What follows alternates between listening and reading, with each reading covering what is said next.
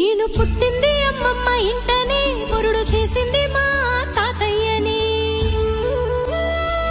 పేరు పెట్టింది మా అమ్మమ్మని, ముందు పిలిచింది మా నానమ్మని. ముద్దులాడరు మా మావయ్యలు, మురిసిపోయారు మా అత్తమ్మలు. మా అమ్మమ్మ ఎప్పుడు కాపలా చూసుకున్నది కంటికి రెప్పలా. లాల పోసింది, జోల పాడింది, బుగ్గ చుక్క పెట్టి ఉగ్గు